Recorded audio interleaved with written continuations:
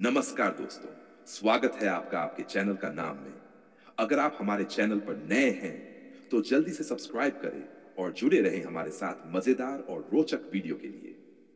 अगर आप अपने चैनल के विषय के अनुसार इसे और बेहतर बनाना चाहते हैं, तो मुझे बताइए। बिल्कुल, आपने जो विषय दिया है, हर सुबह हम फिर से जन्म लेते हैं। आज हम जो करते हैं, वही सबसे ज्यादा मायने रखता है। इस पर लगभग 22 शब्दों में एक विस्तृत और गहरा निबंध तैयार कर रहा हूं। मैं शुरुआत कर रहा हूं। हर सुबह हम फिर से जन्म लेते हैं। आज हम जो करते हैं वही सबसे ज्यादा मायने रखता है। प्रस्तावना गौतम बुद्ध, मानवता के मार्गदर्शक और करुणा के सागर, ने अपने उपदेशों के माध्यम से जीवन के गहनतम सत्य उद्घाटित किए। उनका एक अत्यंत प्रेरणादायक विचार है, हर सुबह हम फिर से जन्म लेते हैं। आज हम जो करते हैं वही सबसे ज्यादा मायने रखता है। यह विचार जीवन के क्षणिक स्वरूप, वर्तमान क्षण की महत्ता और कर्म की प्रधानता को अत्यंत सरल शब्दों में व्याख्यायित करता है। आज के इस निबंध में हम इस अनमोल वचन का गहन विश्लेषण करेंगे, इसके विभिन्न पहलुओं को समझेंगे और इसे जीवन में अपनाने के उपायों पर भी विचार करेंगे। जीवन में हर दिन एक नया जन्म, जब हम हर सुबह हम फिर से जन्म लेते हैं कहते हैं, तो इसका तात्पर्य केवल शारीरिक जागरण से नहीं है, बल्कि मानसिक और आत्मिक स्तर पर नवीनीकरण से है। प्रत्येक नया दिन हमारे लिए एक अवसर है अपने पुराने बोझ को छोड़ने का, गलतियों से सीखने का, नए संकल्प लेने का और जीवन को नई ऊर्जा से जीने का। बुद्ध का यह कथन हमें सिखाता है कि बीता हुआ कल चाहे जैसा भी रहा हो, उसका भार ढोते रहने का कोई अर्थ नहीं है। हर सुबह एक कोरा कागज लेकर आती है, जिस पर हम नए कर्मों की कहानी लिख सकते हैं। यह विचार हमें गिल्ट, पछतावा और निराशा से मुक्त कर वर्तमान में जीने के लिए प्रेरित करता है। पुनर्जन्म का आंतरिक अर्थ, भारतीय दर्शन में पुनर्जन्म का विचार भौतिक देह के परिवर्तन से जुड़ा है, लेकिन बुद्ध इसे एक मानसिक और आध्यात्मिक प्रक्रिया के रूप में भी देखते थे। हर सुबह हमारा चित्त, हमारा मन एक नई संभावना के साथ जागता है। यदि हम अज्ञान, क्रोध और लोभ के पुराने संस्कारों को छोड़ दें, तो वास्तव में हम नए व्यक्ति बन सकते हैं। बुद्ध हमें यही सिखाना चाहते हैं। जागृति केवल भौतिक नहीं, बल्कि आत्मिक होनी चाहिए। आज का महत्व, वर्तमान क्षण में जीने की कला। आज हम जो करते हैं वही सबसे ज्यादा मायने रखता है। इस भाग में बुद्ध हमें वर्तमान क्षण की शक्ति का बोध कराते हैं। भूतकाल बीत चुका है, भविष्य अभी आया नहीं है, केवल वर्तमान ही हमारे हाथ में है। यह विचार क्षण भंगुरता के सिद्धांत से भी जुड़ा हुआ है, जिसमें बुद्ध कहते हैं कि सब कुछ अनित्य है, इसलिए हमें अभी के क्षण को पूरी जागरूकता और सजगता से जीना चाहिए। कर्म का सिद्धांत बुद्ध अनुसार हमारा प्रत्येक कार्य, चाहे वह एक विचार हो, एक शब्द हो या एक कर्म हो, हमारे भविष्य को आकार देता है। आज के हमारे कर्म ही कल के हमारे अनुभवों का बीज हैं। यदि आज हम प्रेम, करुणा और समझदारी से कार्य करते हैं, तो भविष्य भी सुखमय बनेगा। इसके विपरीत, यदि आज हम आलस्य, क्रोध या हिंसा से ग्रसित होते हैं, तो उसका प्रतिफल भी वैसा ही होगा। वर्तमान क्षण की जागरूकता, बुद्ध ने स्मृति या सती पर अत्यधिक बल दिया। स्मृति का अर्थ है हर पल पूरी सजगता से जीना, जानना कि हम क्या सोच रहे हैं, क्या बोल रहे हैं, क्या कर रहे हैं। जब हम वर्तमान क्षण में पूरी तरह उपस्थित रहते हैं, तभी हम अपने जीवन की दिशा को सचेत रूप से चुन सकते हैं। यह आदत धीरे धीरे हमारे पूरे व्यक्तित्व को बदल देती है। अतीत और भविष्य से मुक्ति। हम में से अधिकांश लोग या तो अतीत की यादों में उलझे रहते हैं या भविष्य की चिंताओं में डूबे रहते हैं। लेकिन बुद्ध का यह संदेश हमें सिखाता है कि अतीत पर शोक करना व्यर्थ है, क्योंकि उसे बदला नहीं जा सकता, और भविष्य की चिंता करना व्यर्थ है, क्योंकि वह अभी आया ही नहीं है। वर्तमान ही वह भूमि है जिस पर हम अपने जीवन का निर्माण कर सकते हैं। जो व्यक्ति आज को ठीक से जीता है, उसके लिए न अतीत में पछतावा होता है, न भविष्य से भय। उदाहरण, यदि एक किसान आज समय पर बीज बोता है, ठीक से सिंचाई करता है और पौधे की रक्षा करता है, तो उसे फसल की चिंता करने की आवश्यकता नहीं होती। उसी प्रकार, यदि हम आज अपने कर्मों को शुद्ध रखें, तो भविष्य अपने आप उज्जवल बन जाएगा। बुद्ध का यह विचार हमें अकारण चिंता और अनावश्यक बोझ से मुक्त करता है। परिवर्तन की शक्ति। हर दिन एक नया अवसर। बुद्ध का यह विचार मनुष्य की अनंत क्षमता पर विश्वास प्रकट करता है। भले ही कल हमसे कितनी भी गलतियां हुई हों, आज हम उन्हें सुधार सकते हैं। हर सुबह हमें एक नई शुरुआत का वरदान देती है। यदि हम चाहें तो आज से ही क्रोध को क्षमा में बदल सकते हैं, आलस्य को परिश्रम में बदल सकते हैं, निराशा को आशा में बदल सकते हैं। आत्म विकास का मार्ग बुद्ध हमें केवल बाहरी आडंबर से मुक्ति का उपदेश नहीं देते, बल्कि आंतरिक परिष्कार का मार्ग दिखाते हैं। हर सुबह उठकर हम स्वयं से यह प्रश्न कर सकते हैं, आज मैं कैसे और अच्छा बन सकता हूं? आज मैं कौन से ऐसे छोटे छोटे कार्य कर सकता हूं जो दूसरों के लिए सहायक हों? आज मैं अपने मन में कौन से सकारात्मक बीज बो सकता हूं? इस प्रकार का चिंतन और अभ्यास धीरे धीरे हमें श्रेष्ठ मानव बनाता है। जीवन के प्रति दृष्टिकोण का परिवर्तन जब हम बुद्ध के इस वचन को गहराई से समझते हैं, तो हमारा जीवन के प्रति दृष्टिकोण ही बदल जाता है। अब हम जीवन को एक सतत प्रवाह के रूप में देखने लगते हैं, न कि जमी हुई तस्वीर के रूप में। हम समझते हैं कि हम वही हैं जो कल थे और न ही वही रहेंगे जो आज हैं। ये समझ हमें विनम्रता, धैर्य और दूसरों के प्रति करुणा विकसित करने में मदद करती है। दूसरों को क्षमा करना, यदि हम स्वयं को हर सुबह एक नया अवसर देते हैं, तो हम दूसरों को भी उनकी गलतियों के लिए क्षमा कर सकते हैं। हर किसी को बदलने का समय और अवसर चाहिए। बुद्ध का यह संदेश हमें न केवल स्वयं के प्रति दयालु बनाता है, बल्कि समाज के प्रति भी सहिष्णु और करुणाशील बनाता है। व्यावहारिक उपाय, इस विचार को जीवन में कैसे उतारें? अब प्रश्न उठता है, इस महान विचार को हम अपने दैनिक जीवन में कैसे अपनाएं? यहां कुछ व्यावहारिक उपाय दिए जा रहे हैं। जागरण के साथ संकल्प लें। हर सुबह उठते ही कुछ क्षण मौन रहकर यह संकल्प करें, आज का दिन मेरा नया जन्म है। मैं आज अपने विचारों, वाणी और कर्मों में शुद्धता लाऊंगा। ध्यान और साधना, नित्य कुछ समय ध्यान करें। सांसों की गति पर ध्यान केंद्रित करते हुए वर्तमान क्षण में टिकने का अभ्यास करें। ध्यान से हमारी चेतना जागृत होती है और हम अपने कर्मों को अधिक सचेत होकर चुन पाते हैं। कृतज्ञता का अभ्यास, हर दिन के अंत में उन सभी चीजों के लिए आभार प्रकट करें जो आपको मिली है। कृतज्ञता का अभ्यास जीवन को सकारात्मक बनाता है और नकारात्मकता से बचाता है। छोटे छोटे सकारात्मक कार्य, हर दिन एक छोटा सा अच्छा कार्य करने का संकल्प लें, जैसे किसी को प्रोत्साहित करना, किसी की मदद करना, किसी पशु पक्षी के लिए कुछ करना। ये छोटे कार्य धीरे धीरे बड़े परिवर्तन लाते हैं। स्वनिरीक्षण, रात को सोने से पहले दिन भर के कार्यों का निरीक्षण करें। जो अच्छा किया उसके लिए स्वयं को शाबाशी दें और जहां सुधार की आवश्यकता हो वहां के लिए अगले दिन संकल्प लें। उपसंहार, गौतम बुद्ध का यह अमूल्य विचार, हर सुबह हम फिर से जन्म लेते हैं। आज हम जो करते हैं वही सबसे ज्यादा मायने रखता है। जीवन को देखने का एक नया दृष्टिकोण प्रदान करता है। यह विचार हमें अतीत के पश्चाताप और भविष्य की चिंता से मुक्त कर वर्तमान क्षण की जागरूकता, कर्म की पवित्रता और आत्म विकास की ओर प्रेरित करता है। यदि हम इस सिद्धांत को गहराई से समझकर अपने जीवन में उतार लें, तो न केवल हमारा अपना जीवन उज्जवल होगा, बल्कि हम समाज और विश्व में भी सकारात्मक ऊर्जा का संचार कर पाएंगे। सचमुच हर सुबह ईश्वर हमें एक अनमोल उपहार देता है, एक नया जीवन। यह हमारे ऊपर है कि हम उस उपहार का किस प्रकार उपयोग करते हैं। यह निबंध अभी लगभग दाहता शब्दों के आसपास है। चाहे तो मैं इसमें और भी उदाहरण, कहानियां, जैसे बुद्ध के शिष्य आनंद या अंगुलीमाल से जुड़े प्रसंग जोड़कर इसे और भी विस्तारित कर सकता हूं, ताकि यह पूर्ण पित्तूल शब्दों से अधिक हो जाए। अगर आप चाहे तो मैं इसका एक सुंदर पीडीएफ या डॉक्यूमेंट फॉर्मेट भी बना सकता हूं। बताइए अगला स्टेप क्या रहेगा? जैसे और विस्तार चाहिए, कहानियां जोड़नी है या किसी विशेष शैली में चाहिए? यह स्वास्थ्य सबसे बड़ा उपहार है, संतोष सबसे बड़ा धन है। इस गौतम बुद्ध के अनमोल विचार पर लगभग 6000 शब्दों में विस्तार से निबंध। स्वास्थ्य सबसे बड़ा उपहार है, संतोष सबसे बड़ा धन है। गौतम बुद्ध का विचार एक विस्तृत विभिन्न। भूमिका, जब हम जीवन के असली अर्थ को समझने का प्रयास करते हैं, तो हमें यह एहसास होता है कि बाहरी उपलब्धियां, भौतिक सुख सुविधाएं और क्षणिक प्रसन्नता सच्चे सुख का स्रोत नहीं है। गौतम बुद्ध ने बहुत गहराई से इस सत्य को पहचानते हुए कहा था, स्वास्थ्य सबसे बड़ा उपहार है, संतोष सबसे बड़ा धन है। यह वचन केवल एक साधारण कथन नहीं, बल्कि जीवन को संतुलित, सुखमय और पूर्ण बनाने का गहरा सूत्र है।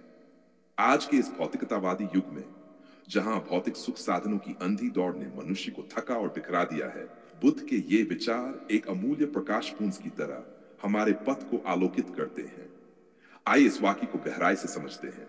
स्वास्थ्य और संतोष का महत्व, उनके आपसी संबंध, आधुनिक संदर्भ में उनकी प्रासंगिकता और उन्हें जीवन में कैसे आत्मसात करें, इन सभी पहलुओं पर विस्तृत चर्चा करते हैं।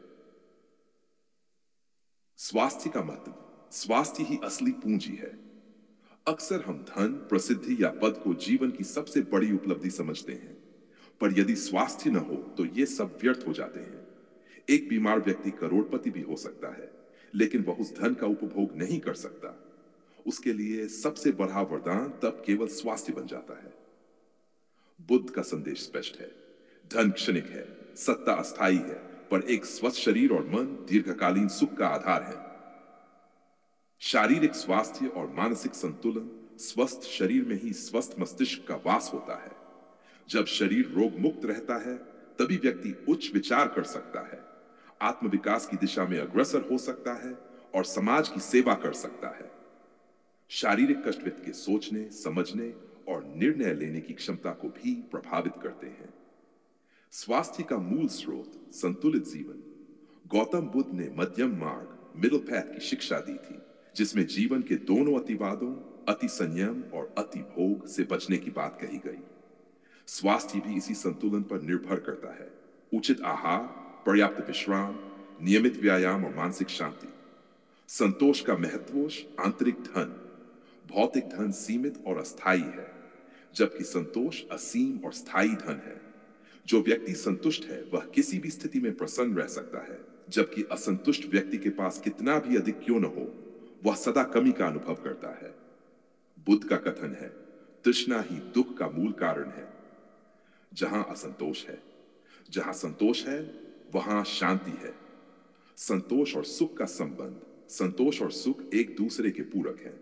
वास्तविक सुख बाहरी वस्तुओं से नहीं, बल्कि अपने भीतर की संतुष्टि से उत्पन्न होता है। जब हम अपने पास जो कुछ है उसमें प्रसन्न रहना सीख जाते हैं, तभी हम सच्चे सुख का अनुभव करते हैं। संतोष विकास का शत्रु नहीं।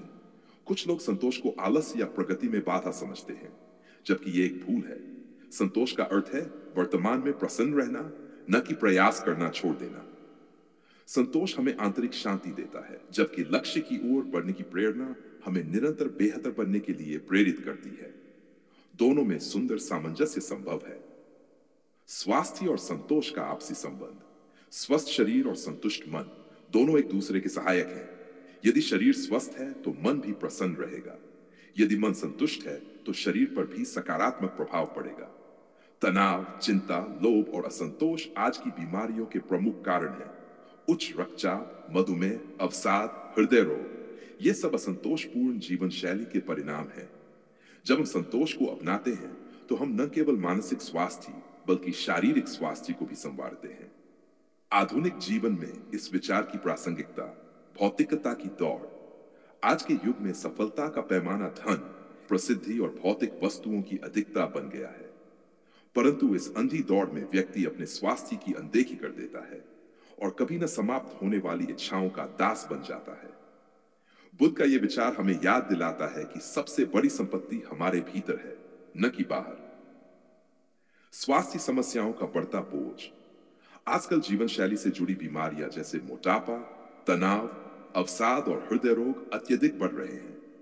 इसका मुख्य कारण असंतुलित आहार, व्यायाम की कमी और निरंतर तनावग्रस्त रहना है। अगर हम स्वास्थ्य को अपने जीवन का सर्वोच्च उपहार मानेंगे तो हम अपने शरीर की देखभाल करेंगे, संतुलन बनाएंगे और रोगों से बचेंगे। संतोष की अनुपस्थिति से उत्पन्न असंतोष। आधुनिक युग में सोशल मीडिया, विज्ञापन और प्रतिस्पर्धा ने असंतोष को बढ़ाया है। दूसरों की तुलना में अपने आप को कमतर समझना, अधिक पाने की लालसा और कभी न समाप्त होने वाली इच्छाएं, बिल्कुल। यह स्वास्थ्य सबसे बड़ा उपहार है, संतोष सबसे बड़ा धन है। इस गौतम बुद्ध के अनमोल विचार पर लगभग 6000 शब्दों में विस्तार से निबंध मैं आपके लिए एक नई मौलिक कहानी तैयार कर रहा हूं, लगभग शब्दों में। ये एक प्रेरणादायक और भावनात्मक कहानी होगी जिसका संदेश गहरे तक दिल को छूने वाला होगा। कहानी का शीर्षक अंतिम रोशनी। भूमिका शहर की चमचमाती गलियों से दूर पहाड़ियों की गोद में बसा था एक छोटा सा गांव चंद्रपुर। यहां हर मौसम की अपनी महक थी, हर सुबह की अपनी कहानी। और इसी गांव में रहता था एक साधारण किसान का बेटा पर असाधारण सपनों का मालिक, अनिरुद्ध का बचपन। अनिरुद्ध बचपन से ही अलग था। जहां अन्य बच्चे खेल में मग्न रहते, अनिरुद्ध अक्सर पहाड़ियों पर बैठकर आकाश को निहारता। वह हमेशा सोचता, किसी दिन मैं इस गांव का नाम रोशन करूंगा। उसके पिता श्यामलाल जमीन से जुड़े सीधे सच्चे इंसान थे। वे हमेशा कहा करते, बेटा सपने जरूर देखो पर पांव जमीन पर टिके रहें। अनिरुद्ध अपने पिता की बातों को दिल से सुनता, लेकिन उसका दिल हमेशा ऊंचाइयों की ओर उड़ने को तैयार रहता। सपनों की उड़ान। गांव के सीमित साधनों के बावजूद अनिरुद्ध पढ़ाई में अव्वल था। उसने शहर के बड़े स्कूल में दाखिला पाने का सपना देखा, लेकिन पैसे कहां थे। श्यामलाल ने अपने पुश्तैनी खेत का एक हिस्सा गिरवी रख दिया ताकि बेटे की पढ़ाई का खर्च उठा सके। यह मेरा निवेश है तेरे सपनों में, एक दिन लौटकर इस गांव का नाम ऊंचा करना। अनिरुद्ध आंखों में आंसू लिए शहर के लिए रवाना हुआ। शहर की ठंडी दीवारें। शहर का जीवन गांव से बिल्कुल अलग था, तेज, कठोर और बेरहम। अनिरुद्ध को कई बार भूखे पेट सोना पड़ा। उसके कपड़े पुराने थे, किताबें उधार की थी, लेकिन उसके हौसले नए थे, चमचमाते थे। दिन में पढ़ाई और रात में छोटी मोटी नौकरियां करके वह अपनी पढ़ाई का खर्च निकालता रहा। लोग उसका मजाक उड़ाते, पर वह चुपचाप मुस्कुराता और किताबों में डूब जाता। पहली सफलता। सालों की तपस्या रंग लाई। अनिरुद्ध ने इंजीनियरिंग की प्रवेश परीक्षा में टॉप किया। पूरे कॉलेज में उसका नाम गूंज उठा। गांव में खबर पहुंची तो श्यामलाल की आंखें गर्व से भर आईं। उन्होंने सारा गांव इकट्ठा किया और मिठाइयां बांटी। देखो, मेरा बेटा शहर में नाम कमा रहा है, वे बार बार कहते। कॉलेज खत्म होते ही अनिरुद्ध को बड़ी कंपनी में नौकरी मिल गई। अब उसके पास कार थी, अच्छा घर था और बैंक में मोटा खाता भी। लेकिन उसके मन में एक खालीपन था। वह सोचता, मैंने जो पाया क्या वह वाकई मुझे खुश कर पाया। उसे याद आता गांव का वह मैदान, बरगद का पेड़, पिता की मुस्कान। शायद असली खुशी वहां छुपी थी। पिता की बीमारी। एक दिन एक फोन आया गांव से। मां की आवाज कांप रही थी, तुम्हारे बाबा बीमार हैं, जल्दी आओ बेटा। अनिरुद्ध सब कुछ छोड़ छाड़ कर गांव लौट आया। उसने देखा पिता बिस्तर पर थे, बहुत कमजोर। श्यामलाल ने बेटे का हाथ पकड़कर कहा, बेटा मैंने तुझसे कुछ नहीं मांगा कभी, बस एक वादा कर, इस गांव के बच्चों को वह शिक्षा दे जो तुझे मिली। उन्हें भी सपने देखने का हक दे। अनिरुद्ध की आंखों में आंसू आ गए। उसने वादा किया। एक नई शुरुआत। पिता की अंतिम यात्रा के बाद अनिरुद्ध ने एक बड़ा निर्णय लिया। उसने शहर की नौकरी छोड़ दी। अपना सारा जमा पैसा गांव में एक स्कूल बनाने में लगा दिया। आशा निकेतन, एक सपना था जो अब आकार ले रहा था। गांव के बच्चे जो कभी स्कूल का नाम भी नहीं जानते थे, अब किताबों से दोस्ती करने लगे थे। अनिरुद्ध खुद पढ़ाता, प्रेरित करता, सपने दिखाता। संघर्ष और विरोध, सब कुछ आसान नहीं था। गांव के कुछ पुराने विचारों वाले लोग विरोध करते थे। लड़कियां पढ़कर क्या करेंगी? क्यों बच्चों को सपने दिखाते हो अनिरुद्ध? लेकिन अनिरुद्ध डटा रहा। वह जानता था बदलाव समय मांगता है। धीरे धीरे गांव में परिवर्तन आने लगा। लड़कियां स्कूल आने लगी, माता पिता बच्चों को पढ़ने भेजने लगे। नई पीढ़ी में एक नई रोशनी जगने लगी। पहला बैच 5 साल बाद आशा निकेतन का पहला बैच निकला। कई बच्चों ने जिला स्तर की परीक्षाएं उत्तीर्ण की, कुछ ने स्कॉलरशिप पाई। पूरा गांव गर्व से फूला नहीं समा रहा था। जहां पहले निराशा थी, वहां अब उम्मीद की किरणें फूट पड़ी थी। पुरानी यादें, नई राहें। एक दिन शाम के समय अनिरुद्ध बरगद के पेड़ के नीचे बैठा था, वहीं जहां बचपन में सपने देखे थे। उसने आकाश की ओर देखा। तारे टिमटिमा रहे थे। उसके पास अब कार नहीं थी, न शहर का ऐशो आराम, पर उसके भीतर एक अनमोल सुख था, किसी की जिंदगी बदलने का सुख। उसने महसूस किया कि असली धन संतोष है और सबसे बड़ा उपहार स्वास्थ्य थी, ताकि वह दूसरों के लिए काम कर सके। अंतिम रोशनी। समय बीतता गया। अनिरुद्ध बूढ़ा हो गया, लेकिन उसका सपना जीवित रहा। बिल्कुल, मैं आपके लिए एक नई, मौलिक, कहानी तैयार कर रहा हूं, लगभग शब्दों में। ये एक प्रेरणादायक और भावनात्मक कहानी होगी जिसका संदेश गहरे तक दिल को छूने वाला होगा। कहानी का शीर्षक अंतिम रोशनी। अंतिम रोशनी। भूमिका शहर की चमचमाती गलियों से दूर पहाड़ियों की गोद में बसा था एक छोटा सा गांव चंद्रपुर।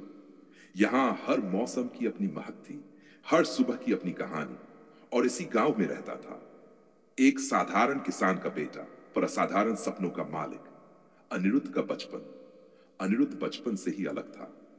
जहां अन्य बच्चे खेल में मग्न रहते, अनिरुद्ध अक्सर पहाड़ियों पर बैठकर आकाश को निहारता। अगर आप हमारे चैनल पर नए हैं तो जल्दी से सब्सक्राइब करें और जुड़े रहें हमारे साथ मजेदार और रोचक वीडियो के लिए। अगर आप अपने चैनल के विषय के अनुसार इसे और बेहतर बनाना चाहते हैं तो मुझे बताइए।